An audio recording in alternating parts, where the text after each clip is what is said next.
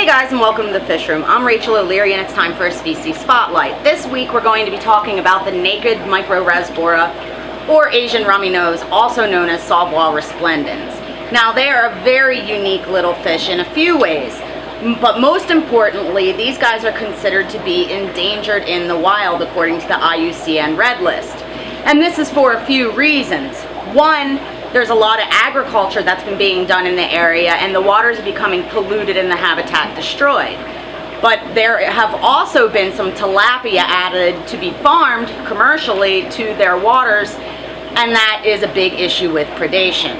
Now they come from Lake Inle in Myanmar, which is a pretty unique habitat as there's all these sort of tangles of vegetation and wood that create floating islands that go up and down with the water, and it's really pretty neat because these kinds of little fishes have developed these really unique habitats there.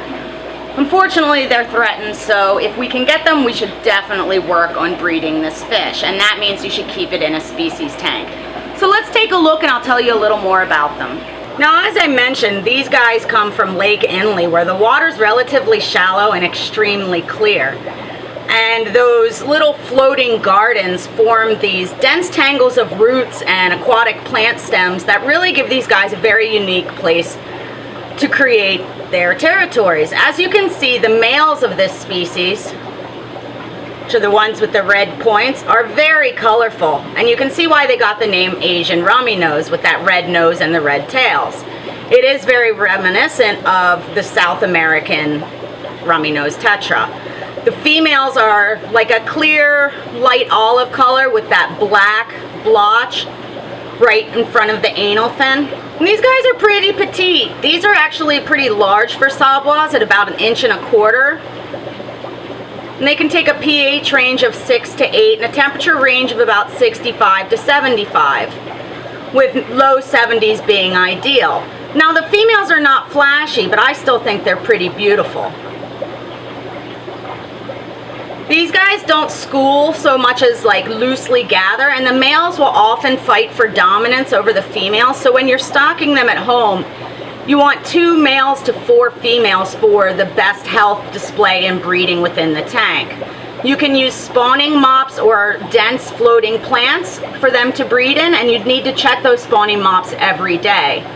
You would want to condition these guys with live or frozen microcrustaceans, things like Daphnia, Cyclops, or even worms. You would want to use a dark substrate and a lot of plants and some tangles of driftwood. These guys are pretty shy,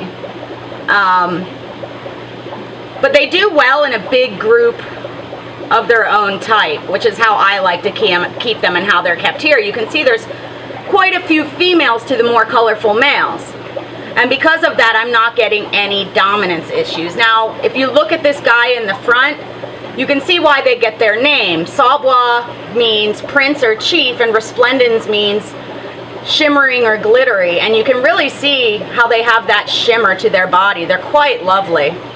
It takes a while for them to color up like this. Often when you see them in a store or first get them in, they're all pretty drab and generally really thin, so it's a good idea to have some good quality frozen or live food on hand to fatten them up right off the bat. All in all, they're a unique and beautiful fish that we really should focus on breeding because of their threatened status. Just stunning.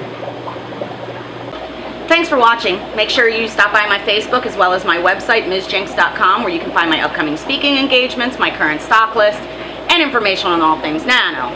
As always, if you have any questions, comments, or suggestions, let me know below, and don't forget to subscribe.